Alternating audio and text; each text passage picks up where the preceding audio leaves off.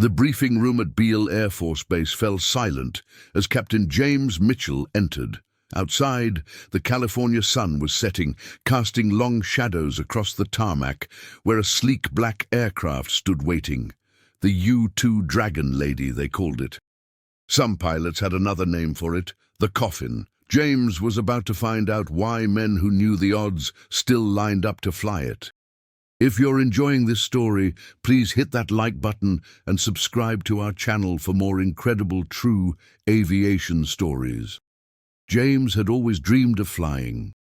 Growing up in Montana during the 1950s, he'd watch military jets streak across the big sky, leaving contrails that looked like chalk lines on a blue slate. His father, a World War II veteran, would tell him stories about the pilots who changed the course of history. By the time James turned 18, he knew exactly what he wanted to do with his life. The path to the U-2 program wasn't straightforward. First came flight school, where James proved himself among the top 5% of his class. Then came assignments to fighter squadrons, where he accumulated thousands of hours in the cockpit.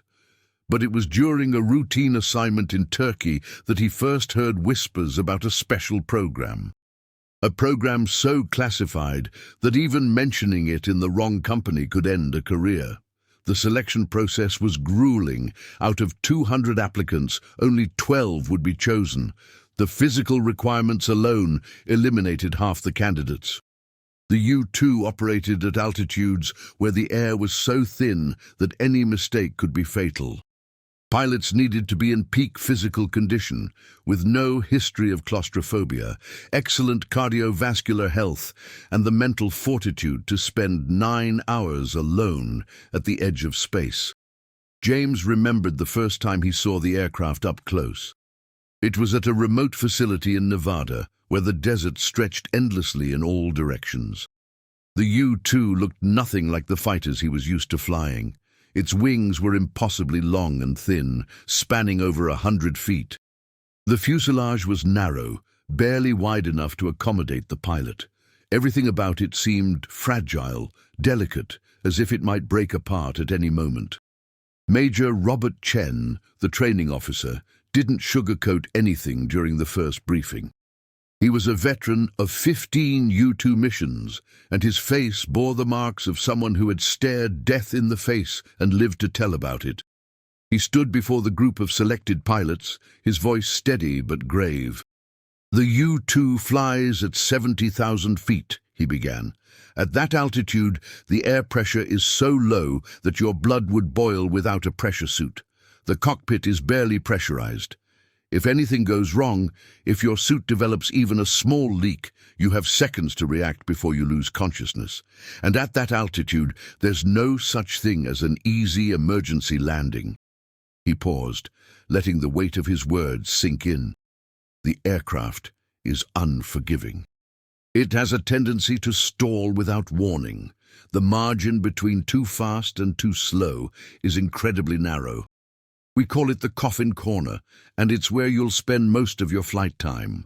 One mistake, one moment of inattention, and you won't have time to eject. James felt his heart rate increase, but it wasn't fear. It was anticipation. This was exactly the kind of challenge he'd been seeking his entire life. The training began immediately. First came the pressure suit training. The suit was a marvel of engineering, but wearing it was like being wrapped in a rigid cocoon. Made of layers of nylon and rubber, it was designed to keep the pilot alive in an environment that was actively trying to kill him. Putting it on required the help of 2 technicians and took nearly 40 minutes. The process itself was ritualistic.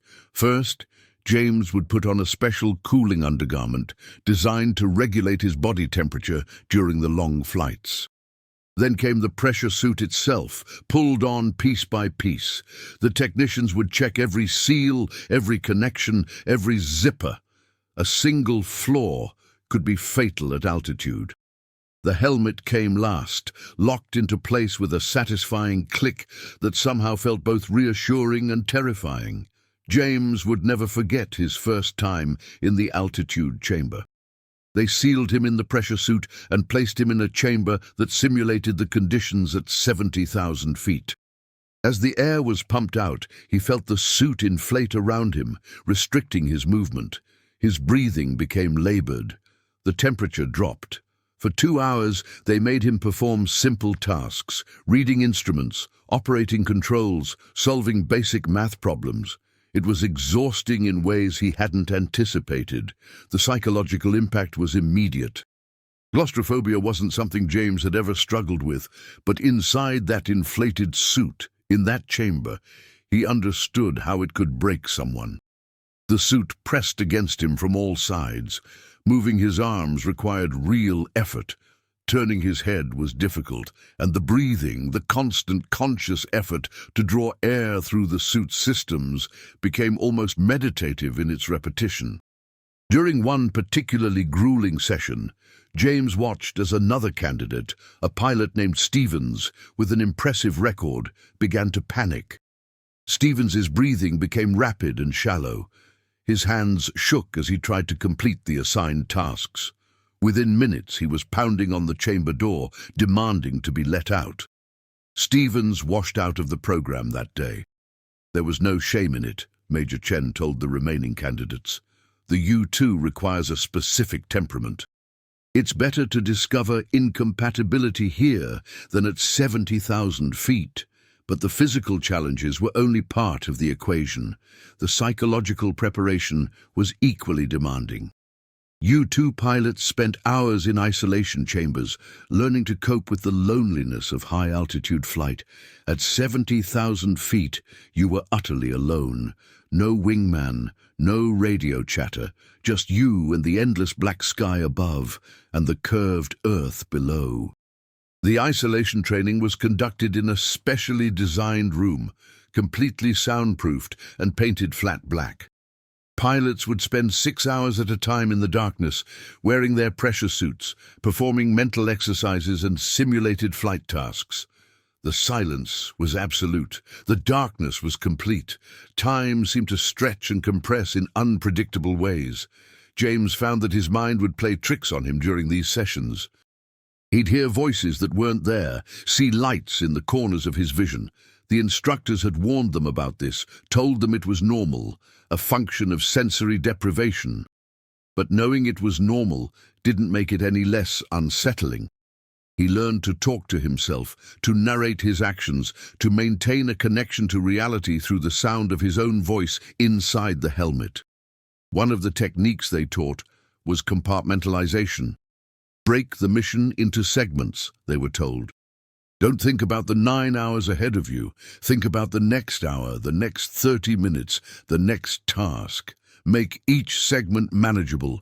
String enough manageable segments together, and suddenly you've completed an impossible mission.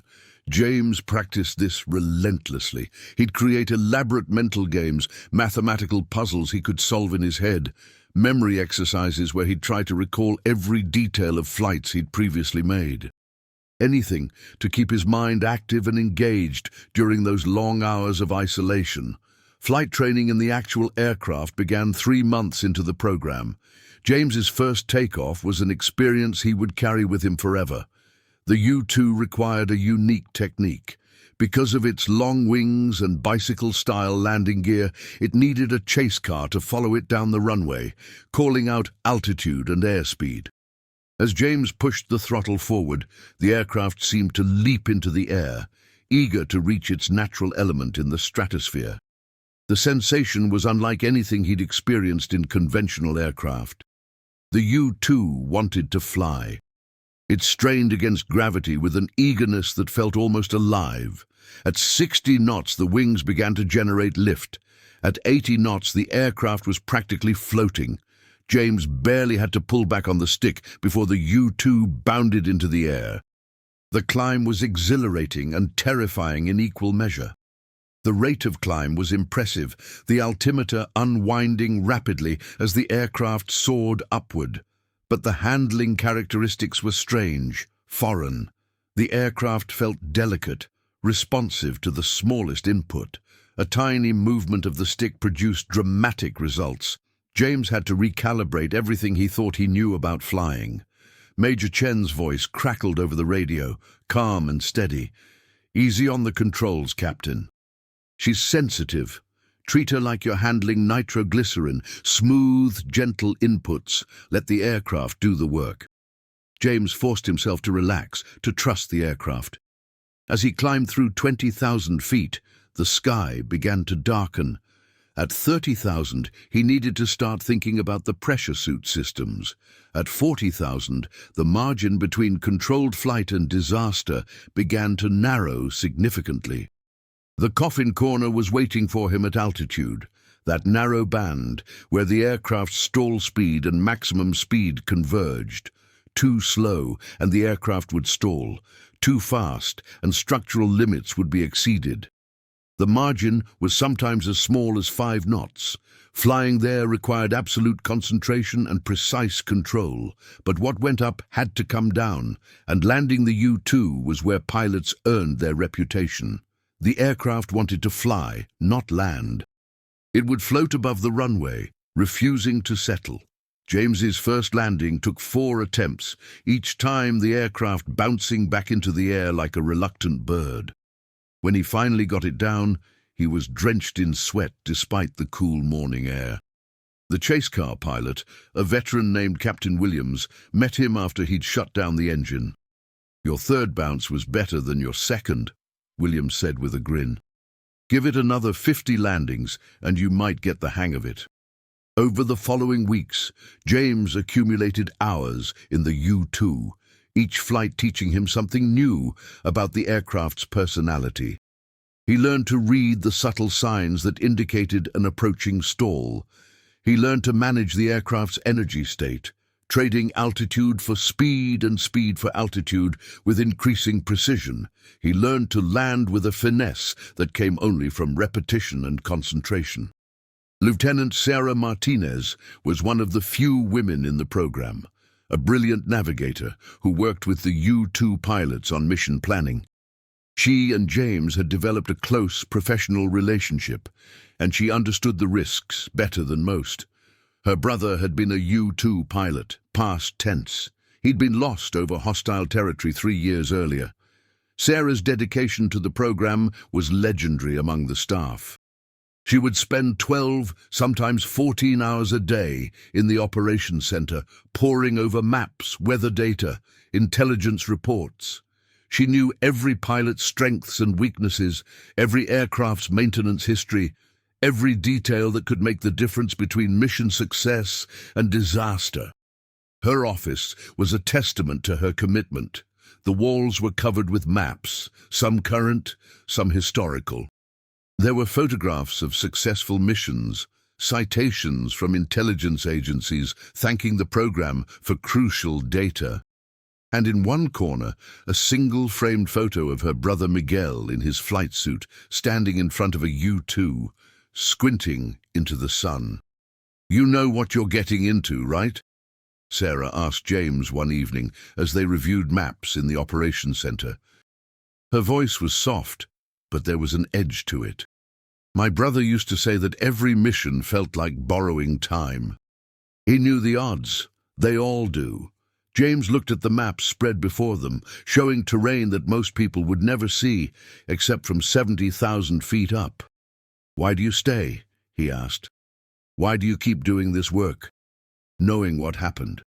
Sarah was quiet for a moment, her fingers tracing the outline of a mountain range on the map. "Because the work matters. Because someone has to do it. And because the pilots who go up there deserve the best possible planning and support. I can't bring my brother back, but I can make sure other pilots have every advantage possible." She stood up and walked to the window, looking out at the darkened airfield. "Miguel's last mission was supposed to be routine. I planned it myself. Everything looked perfect on paper. The weather was good, the aircraft was in excellent condition, the route avoided all known threats. But something went wrong. We still don't know what. 1 minute he was on schedule, transmitting normally. The next minute, silence. James joined her at the window.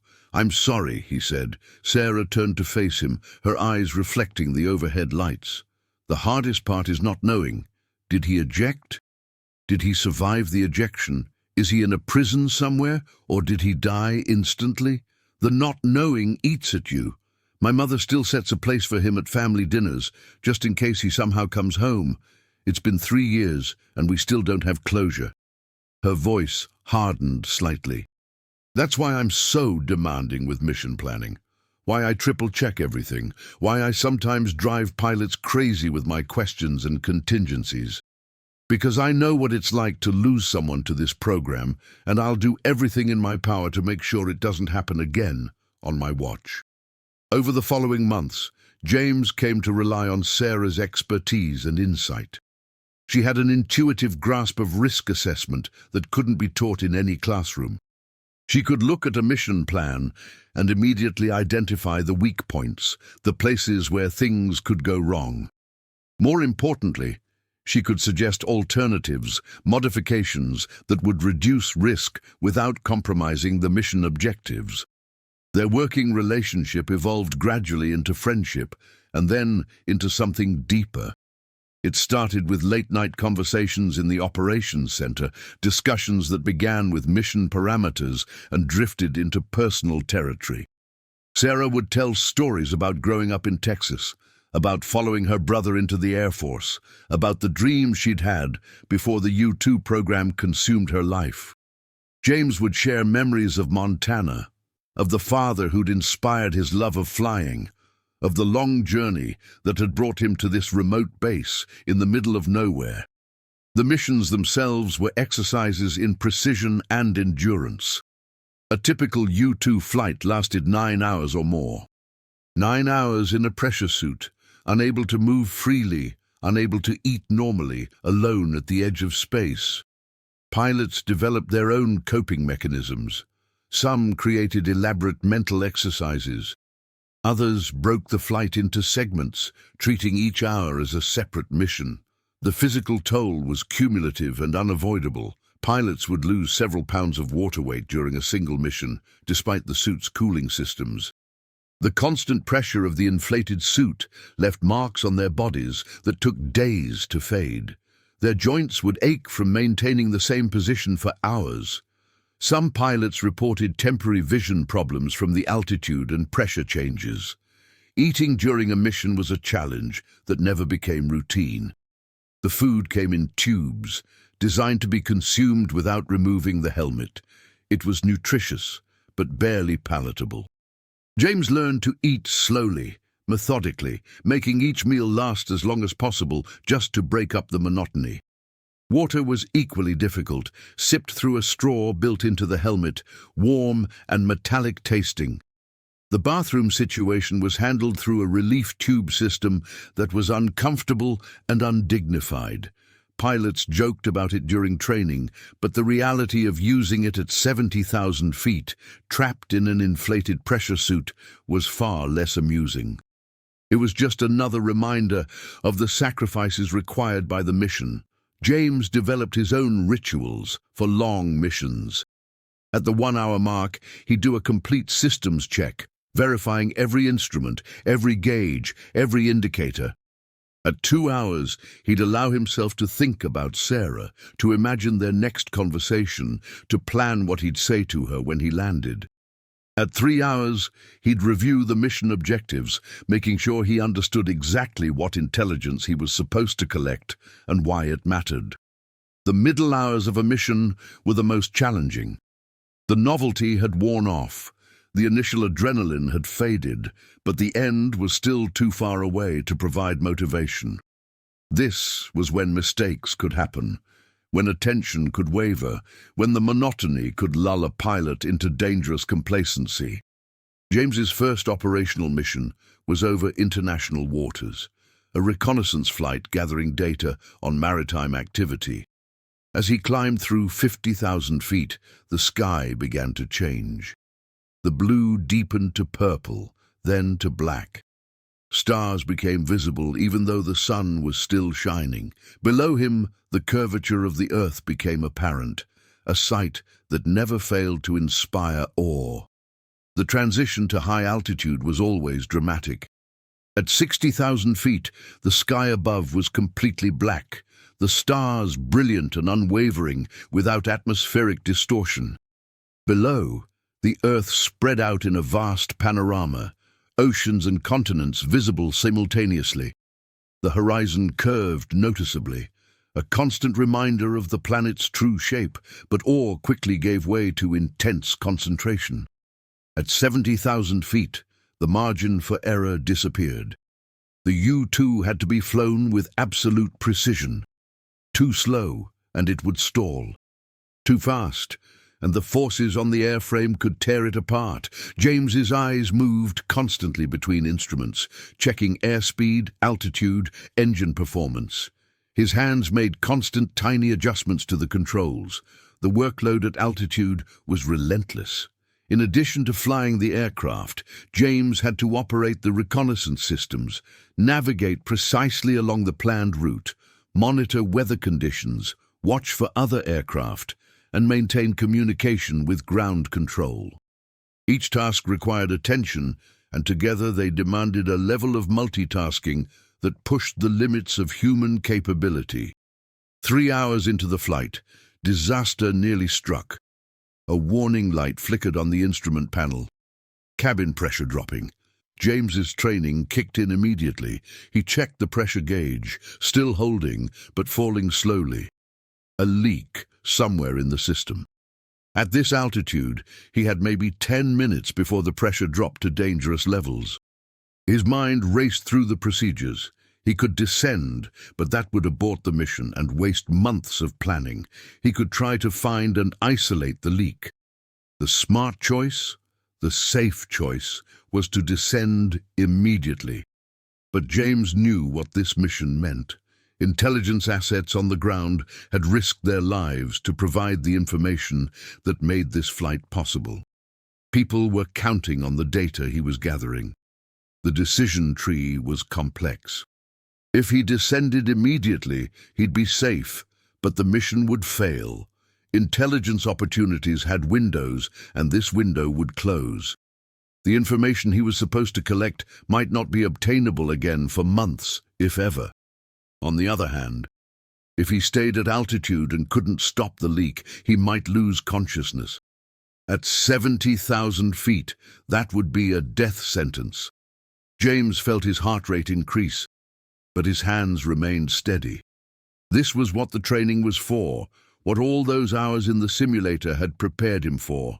He began systematically isolating sections of the pressurization system, looking for the leak. The first section checked out fine, so did the second. The pressure continued to drop, slower now but still falling. 8 minutes since the warning light had come on. James moved to the third section, his fingers working the controls with practiced precision, despite the bulky pressure suit gloves. He made his decision. Working quickly but methodically, he isolated sections of the pressurization system, looking for the leak. His hands were shaking slightly, not from fear, but from the awareness that he was making choices that could kill him. After what felt like an eternity, but was actually only 3 minutes, he found it. A faulty valve in the secondary pressure system. He bypassed it, rerouting through the backup system. The pressure stabilized. James allowed himself one deep breath of relief before returning his attention to the mission. The leak had cost him valuable time and mental energy, but he was still operational. The reconnaissance systems were still functioning. He was still gathering intelligence. The mission could continue.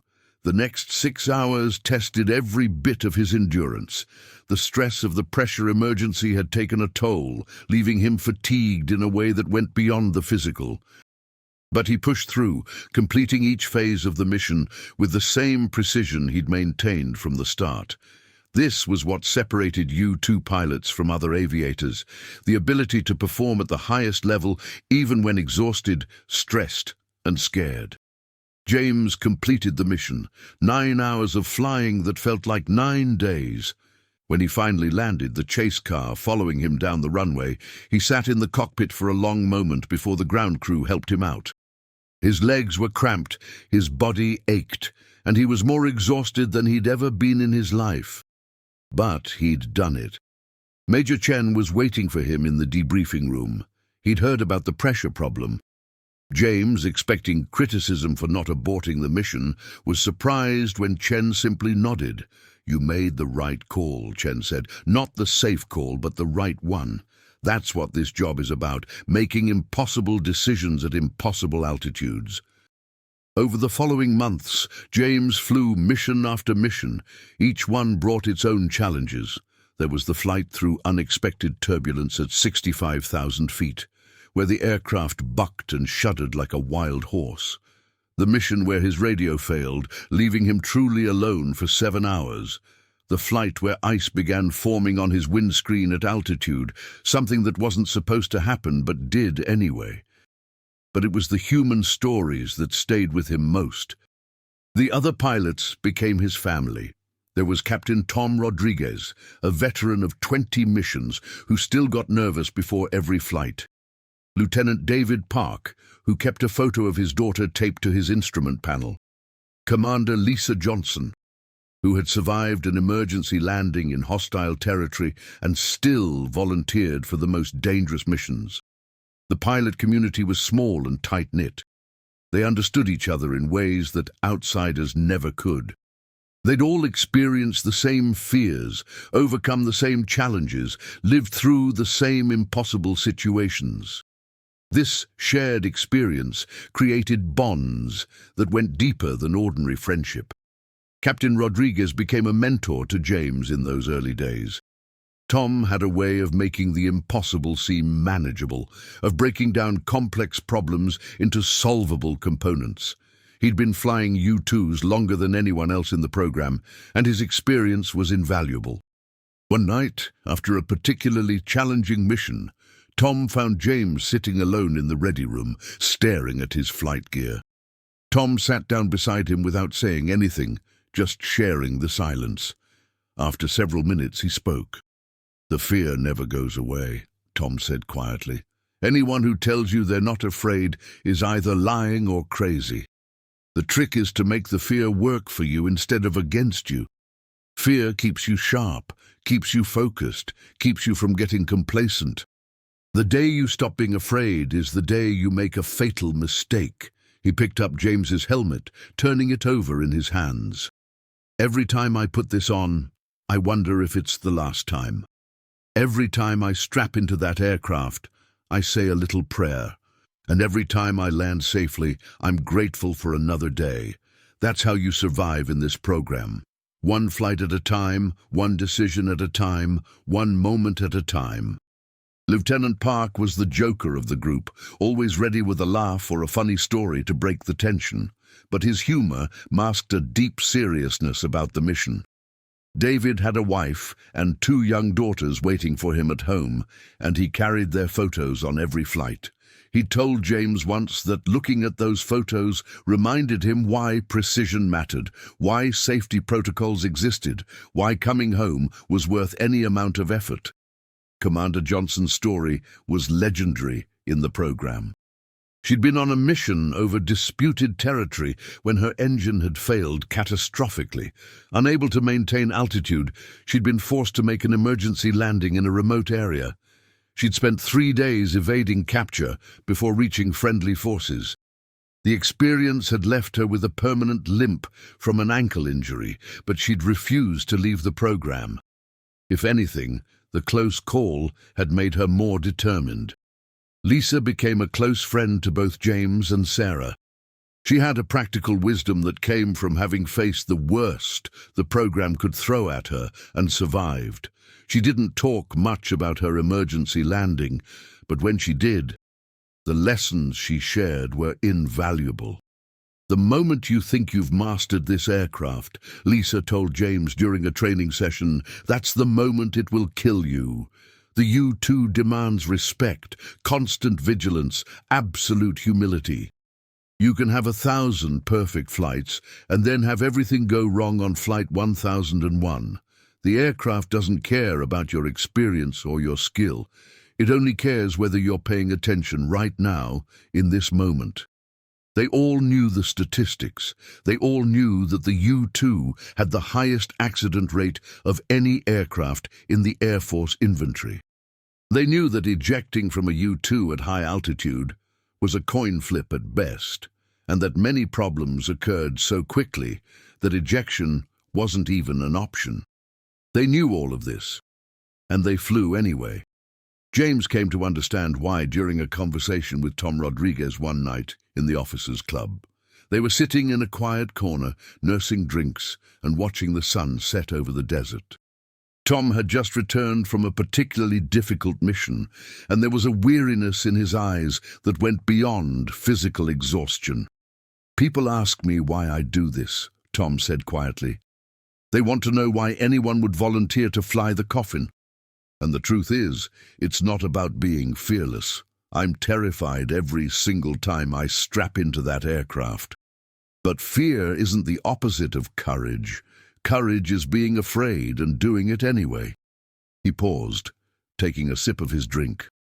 "We're gathering information that could prevent wars, that could save lives, that could change the course of history. Every photo we take, every signal we intercept, every piece of data we collect could be the thing that makes the difference. How do you walk away from that? How do you say no when you know you're one of the few people in the world who can do this job?" James understood. The U-2 pilots weren't reckless. They weren't adrenaline junkies. They were professionals who had calculated the risks and decided that the mission was worth it. They were the kind of people who, when faced with an impossible task, simply figured out how to make it possible. The conversation stayed with James for days afterward. He thought about it during his next mission, during the long hours at altitude, when there was nothing to do but think. Tom was right. The mission mattered. The intelligence they gathered informed policy decisions at the highest levels of government. It revealed threats before they could materialize. It provided advantages that could tip the balance in international relations. But it was more than just the mission. It was about being part of something larger than yourself. It was about joining a lineage of pilots who had done impossible things throughout aviation history. It was about proving that human beings could push beyond their limitations, could operate in environments that should kill them, could do the things that seemed impossible. James began to see the U-2 program as a test of human potential. Every flight was a demonstration that with enough training, enough discipline, enough determination, people could accomplish extraordinary things. The aircraft was unforgiving, the environment was lethal, the margin for error was non-existent. And yet, mission after mission, pilots like James climbed into that cockpit and brought the aircraft home safely. There was also a deep satisfaction in mastering such a demanding skill.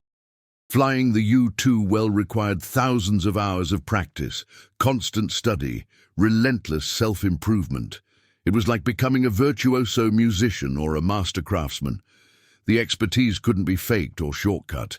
Either you could fly the U-2 at 70,000 feet in the Coffin corner, or you couldn't.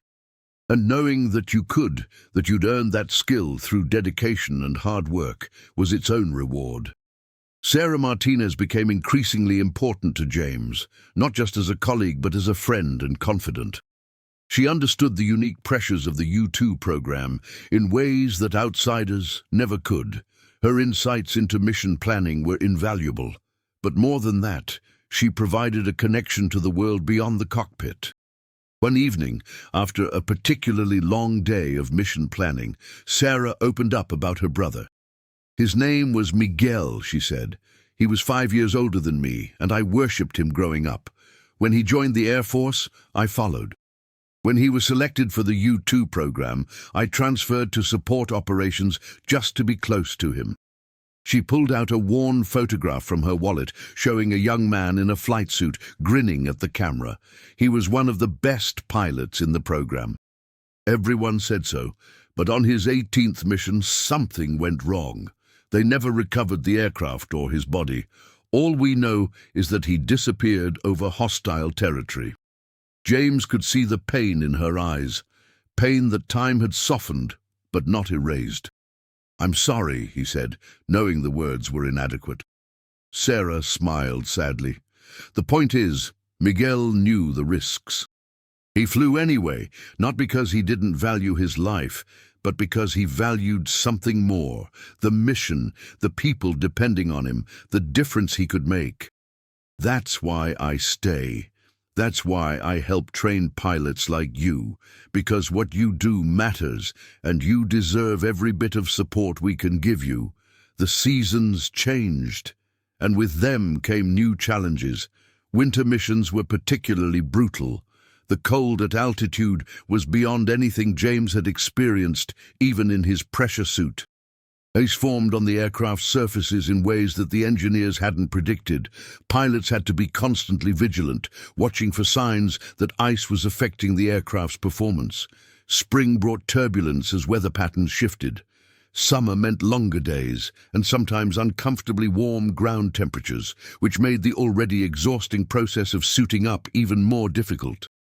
Fall brought its own challenges, with rapidly changing weather conditions that could turn a routine mission into an emergency. Through it all, James and his fellow pilots persevered. They developed a dark humor about their work, joking about the Coffin corner and making bets about who would have the most interesting emergency on any given week. But beneath the humor was a deadly serious commitment to excellence and to each other. The turning point came during James's 20th mission. He was over a particularly sensitive area, gathering crucial intelligence data when his engine began to fail. The warning lights lit up his instrument panel like a Christmas tree. Oil pressure dropping, engine temperature rising, power output falling. At 70,000 feet, options were limited. He couldn't glide to safety, the air was too thin. He couldn't maintain altitude without the engine, and the nearest friendly airfield was hundreds of miles away. The smart thing to do was eject immediately, while he still had altitude and speed. But James had learned something important during his time in the U-2 program. Sometimes the smart thing and the right thing weren't the same. He had vital intelligence data on board, data that couldn't be replaced. People had risked their lives to make this mission possible. And he trusted his aircraft, even damaged, more than he trusted a parachute in hostile territory. He began a controlled descent, nursing the failing engine, coaxing every bit of performance he could from the damaged aircraft. His hands were steady on the controls, his mind focused and clear. He'd trained for this. Every emergency procedure, every contingency plan, every hour in the simulator had prepared him for this moment. The descent seemed to take forever. 60,000 feet, 50,000. The engine was barely producing power now, more of a controlled breakdown than actual flight. 40,000 feet, and he could see the airfield in the distance. 30,000, and the tower was calling him, asking for his status, offering emergency services. 20,000 feet, and the engine gave up completely. The aircraft was now a glider, albeit one with the aerodynamics of a brick when it wasn't moving fast enough. James had one chance to get this right. He set up his approach, judging distances and descent rates with the precision that only comes from hundreds of hours in the cockpit. The landing was rough but successful. The aircraft touched down hard, skipped once, then settled onto the runway. Emergency vehicles raced alongside as James rolled to a stop. When the ground crew opened the canopy and helped him out, they found him exhausted but composed, already thinking about the debriefing and what could be learned from the experience. Major Chen's reaction was typical of the man. He waited until James had been checked by the medical team, debriefed by intelligence, and had a chance to rest. Then he found James in the officers' quarters and simply said, "Good flying, Captain. That data you brought back just changed everything." James never learned exactly what that data was or how it was used. That wasn't how the program worked. U-2 pilots flew the missions and trusted that others would use the intelligence wisely. It was a leap of faith, but one that every pilot made willingly. As the months turned into years, James became one of the senior pilots in the program. He helped train new recruits, passing on the lessons he'd learned, the tricks and techniques that could mean the difference between success and failure. He saw young pilots arrive full of confidence and watched as they developed the humility and respect for the aircraft that came with experience. Some didn't make it. Not all failures were fatal, but the U-2 had a way of finding weaknesses and exploiting them. Pilots washed out for various reasons: inability to handle the pressure suits, claustrophobia, problems with the demanding physical requirements, or simply the recognition that this wasn't the right job for them. There was no shame in it. The U-2 program required a specific type of person, and not everyone fit that mold. But those who stayed formed bonds that went beyond ordinary military camaraderie. They were members of an exclusive club, people who had faced death at 70,000 feet and chosen to go back and do it again. They understood each other in ways that outsiders never could. Sarah Martinez was promoted to captain and given increased responsibilities in the mission planning division. Her expertise had become invaluable, and her insights had helped make numerous missions successful. She and James maintained their close working relationship, and over time it had evolved into something deeper, though both were careful to maintain professionalism during working hours. One evening, after a successful mission that James had flown based on Sarah's planning, they sat together on a bench outside the operations center, watching the stars come out. The desert air was cool and clean, carrying the faint smell of sage and dust. "Do you ever think about doing something else?" Sarah asked. "Something safer, easier?" James considered the question. "Every day," he admitted. "Every time I suit up, every time I climb into that cockpit, part of me wonders why I keep doing this. But then I think about what we accomplish.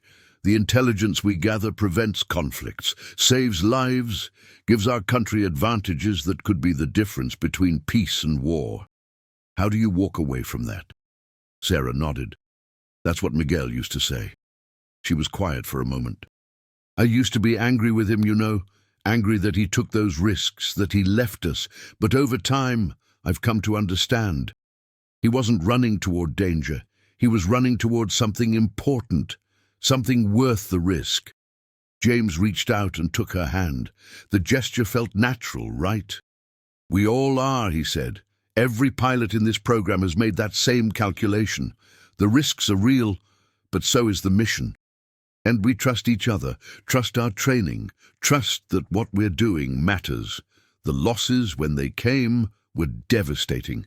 Despite all the training, all the preparation, all the skill and experience of the pilots, the U-2 remained a dangerous aircraft. James lost friends to mechanical failures, to weather, to human error. Each loss was a reminder that they were engaged in an inherently risky endeavor.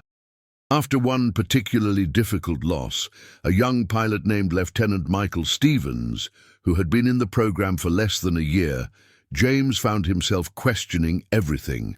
Michael had been talented, careful, dedicated. He'd done everything right. And still, something had gone wrong at altitude, something so catastrophic that he hadn't even had time to eject.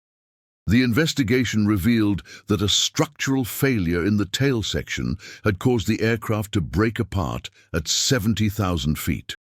There had been no warning, no indication that anything was wrong. One moment Michael was flying normally, the next moment the aircraft simply came apart. The wreckage was scattered over hundreds of miles of ocean. They never recovered his body. The funeral was held on a grey morning, with low clouds hanging over the base like a shroud. Michael's parents were there, his mother barely holding herself together, his father standing rigid and silent. His fiancée, a young woman named Jennifer who worked in the base hospital, sat in the front row, her face expressionless with shock and grief. James stood with the other pilots, all of them in their dress uniforms, all of them thinking the same thing. It could have been me. It could have been any of us. Michael hadn't made a mistake. He hadn't been careless or unprepared. He'd simply had the terrible luck to be flying an aircraft when a component failed in exactly the wrong way. The memorial service was brief and dignified. The chaplain spoke about sacrifice and duty. The base commander talked about Michael's dedication and skill, but the words felt hollow to James, inadequate to capture who Michael had been or what his loss meant. After the service, James found Sarah standing alone near the base chapel. She was staring out at the flight line, where U-2's sat waiting for their next missions. Her face was tight with suppressed emotion. "This is what happened to Miguel," she said without looking at James. "One day he was here, the next day he was gone. And all we're left with are questions and memories and this enormous absence where a person used to be." James put his arm around her shoulders, feeling her lean into him. "What do we do?" he asked. "How do we keep doing this, knowing what can happen?" Sarah was quiet for a long moment. "We honor them by being better, by learning from every accident, every near miss, every close call, by making sure their sacrifices weren't meaningless. Miguel's death led to changes in our emergency procedures. Michael's death will lead to inspections and modifications that might save future lives. That's how we keep going. We turn tragedy into lessons that protect the next pilot." Major Chen found James alone in the briefing room late that night, staring at the board where mission schedules were posted. Michael's name was still there, assigned to a flight that would never happen. "It never gets easier," Chen said quietly, sitting down next to James.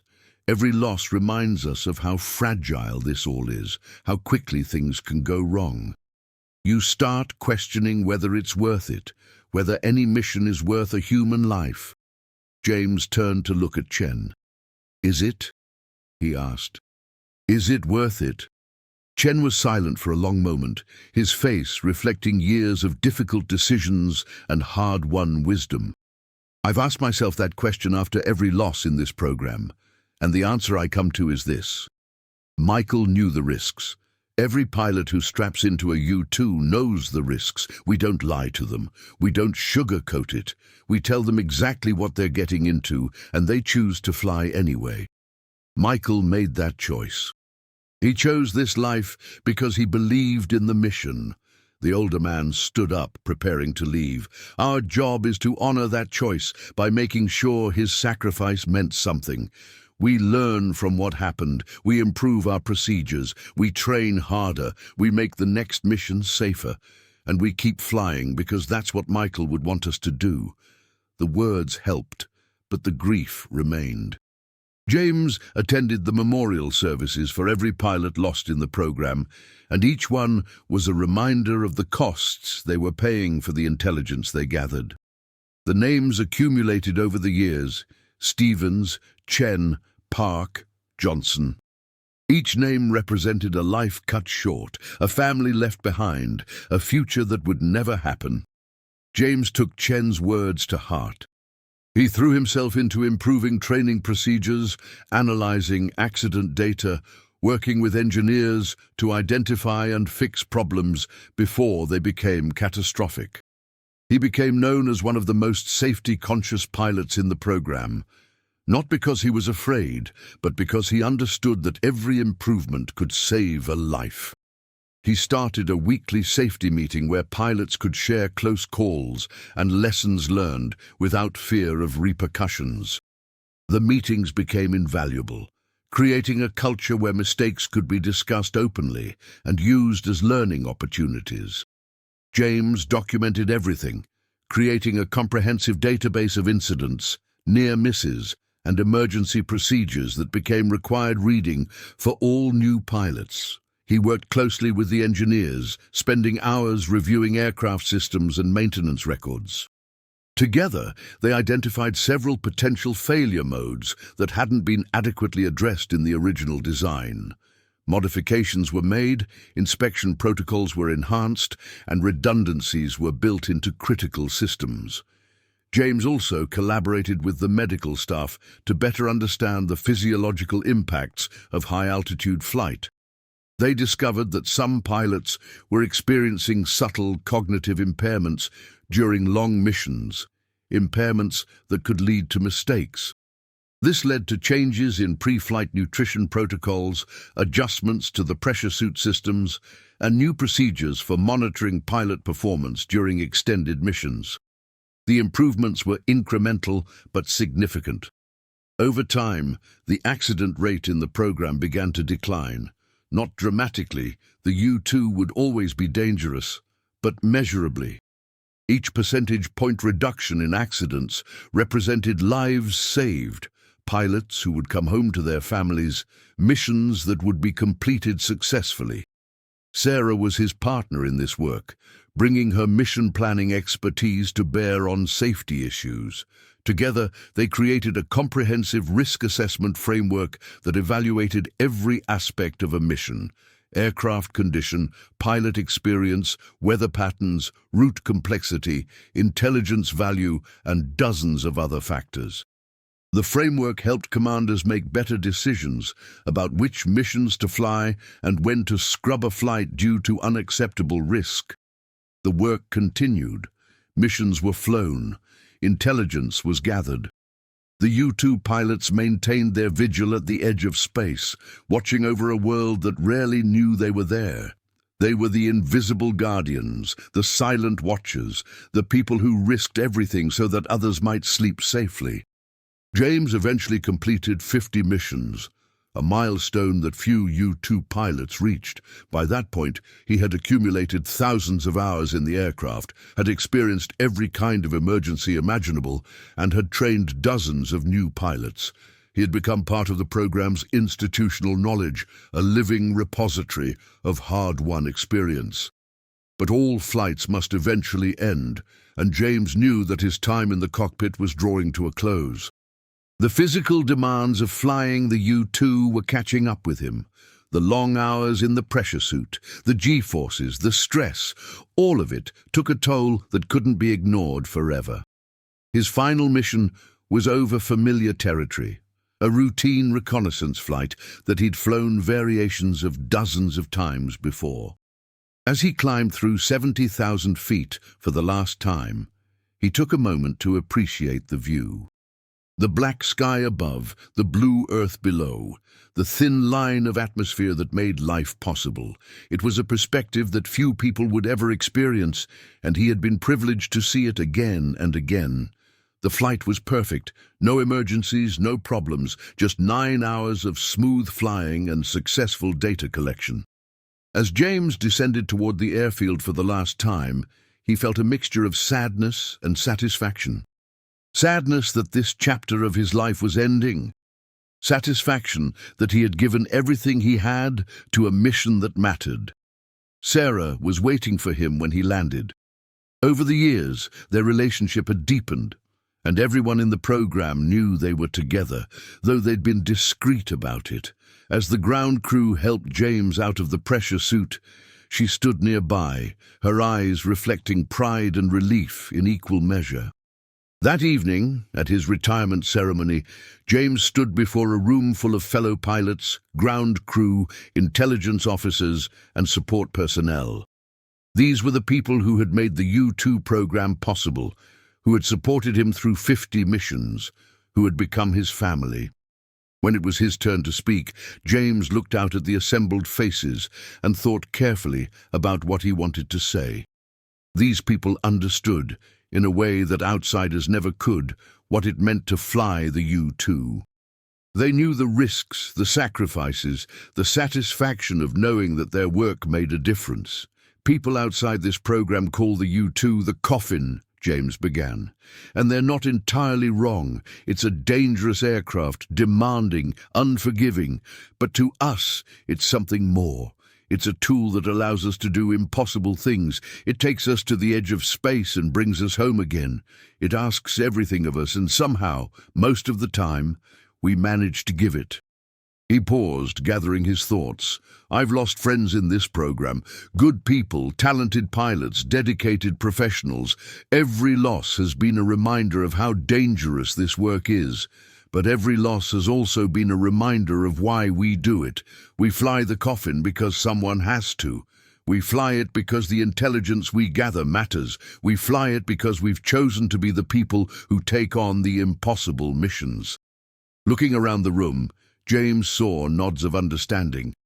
And we keep flying because we trust each other. We trust our training. We trust that what we're doing makes a difference, even if we never see the results. That trust is what allows us to strap into that aircraft time after time, knowing the risks, accepting them, and doing the job anyway. As he concluded his remarks and stepped down from the podium, James was mobbed by well-wishers. Pilots he'd trained came up to thank him. Ground crew members who'd prepared his aircraft for countless missions shook his hand. Intelligence officers shared stories about how data he'd collected had been used, stories he'd never heard before because of security restrictions. Major Chen, now promoted to colonel, pulled James aside. "You've been one of the best," Chen said simply. "The program is better because you were part of it. The pilots you trained are flying safer because of what you taught them. That's a legacy worth having." James looked at the man who had trained him, who had taught him not just how to fly the U-2, but how to think like a U-2 pilot. "Thank you, sir," he said, "for everything." Chen smiled. "Thank me by staying involved. We need people like you helping to train the next generation. The mission doesn't end just because you're not in the cockpit anymore." In the months that followed, James transitioned into a training role. He worked with new pilots, sharing the lessons he'd learned over 50 missions. He consulted with engineers on aircraft improvements. He helped develop new procedures and protocols that made the U-2 safer without compromising its capabilities. Sarah took on a senior position in mission planning, her expertise now shaping operations across the entire program. Together, they formed a formidable team, combining operational experience with strategic planning insight.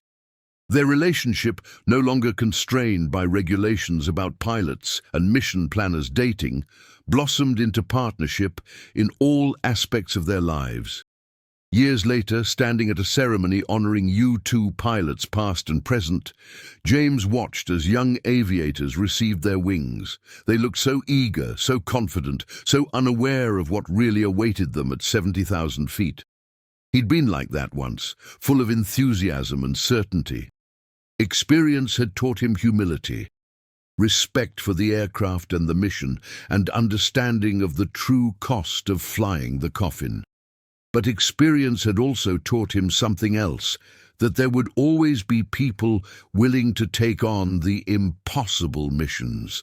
People who heard about the U-2's accident rate, learned about the cramped cockpit and the unforgiving flight characteristics, understood that one mistake could be fatal and still raised their hands to volunteer. Not because they were reckless or foolish, but because they were the kind of people who, when faced with something important that needed to be done, simply said yes.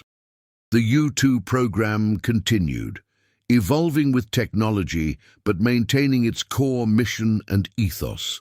The aircraft itself was upgraded and improved, but it remained fundamentally the same challenging machine it had always been. And pilots continued to fly it, continued to push the limits of human endurance and aircraft performance, continued to gather the intelligence that their nation needed.